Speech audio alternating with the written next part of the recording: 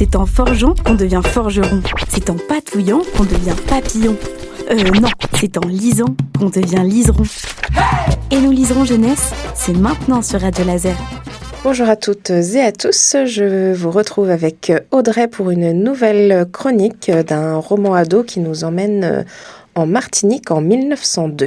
Oui, c'est ça Sophie, ça s'appelle Tifol, fille du volcan, et c'est signé Raphaël Frière pour la collection Medium Plus de l'École des loisirs. Très chouette roman qui, oui, effectivement, nous emmène dans les Antilles, donc en Martinique, au tout début du XXe siècle. C'est un roman qui a été construit autour d'un épisode réel de l'éruption assez meurtrière, enfin complètement meurtrière, même de la Pelée, de la montagne volcanique au pied duquel Saint-Pierre, la ville de Saint-Pierre s'est développée.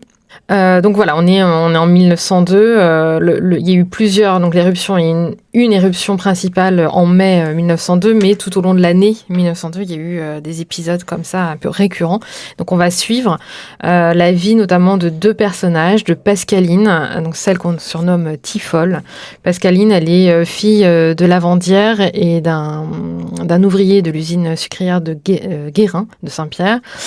Pascaline, elle naît donc au cœur de la montagne, au cœur de ces montagnes, et on va la dire fille de la montagne parce qu'elle a une perception particulière des bruits de la montagne. Elle dit que la montagne lui parle.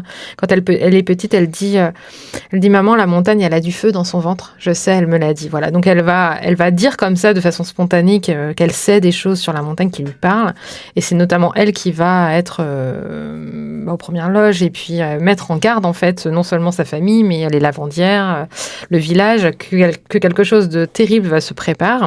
Mais elle n'est pas écoutée, évidemment, parce qu'on la prend pour une petite folle. Tifol, c'est petite folle en créole. Mais elle reste droite dans ses bottes, en fait. Elle est convaincue, elle sait qu'elle sait, en fait. Et on va la voir grandir avec cette espèce de sensibilité, ce don qu'elle a. Et puis, en parallèle, on a la vie, le parcours de Louis-Auguste Syparis, qui est un personnage qui a vraiment existé, qui est l'un des survivants de cette éruption volcanique.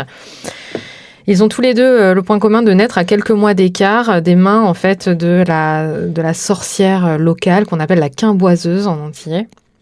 Son nom la Tignasse dans le livre, et qui, en les mettant au monde, sait qu'ils auront une vie particulière et en tout cas un lien particulier à la nature et surtout à la montagne volcanique, à la Pelée, qui va avoir un rôle certain dans leur vie. Donc on va suivre ces deux personnages. À un moment donné, ces deux destins vont se retrouver liés à jamais. Je ne vous raconte pas comment, mais j'ai beaucoup apprécié d'être plongée dans le contexte de cette Martinique de ces années qui ont vécu cet épisode absolument terrible, puisque près de 30 000 personnes vont décéder en 1 à 2 minutes le jour de cette éruption, à un moment où on n'avait aucun moyen de prévoir. Maintenant, on a des observatoires, des appareils. Évidemment, là, ils ont subi complètement le réveil du volcan. Et puis, la vie de ces Antillais aussi dans un système colonial encore très présent. L'esclavage, l'abolition de l'esclavage, c'est 1848, donc là, 1902, on est quand même 50 ans après, et pour autant, toujours autant de cruauté, un système raciste, mais exacerbé. Je vous laisse notamment découvrir la trajectoire de Louis-Auguste, qui va avoir une vie beaucoup plus compliquée que Pascaline, mais qui est aussi porté par une soif de liberté. Ces deux personnages, ils ont cette force et ils sont animés de cet espoir. J'ai trouvé les personnages très attachants et les personnages secondaires aussi très bien, les portraits très bien brossés, je trouve, notamment des femmes qui vont jalonner comme ça le chemin de ces deux enfants de la montagne, Pascaline et Louis-Auguste. Une histoire inspirée de l'histoire vraie de l'autrice. Parce qu'il me semble que le personnage de Pascaline est inspiré de l'arrière-grand-tante de ses enfants.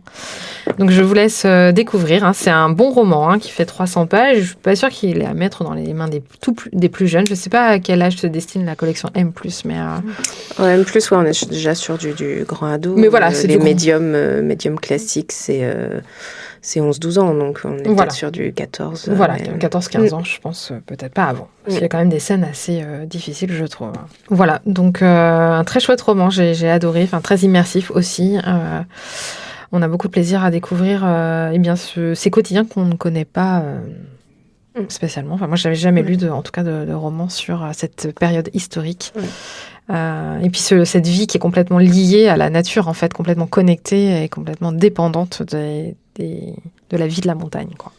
Ça s'appelle Tifol, fille du volcan, de Raphaël Frière. Merci Audrey pour cette intéressante recommandation que vous pouvez retrouver sur le réseau des bibliothèques des Vallons. À bientôt.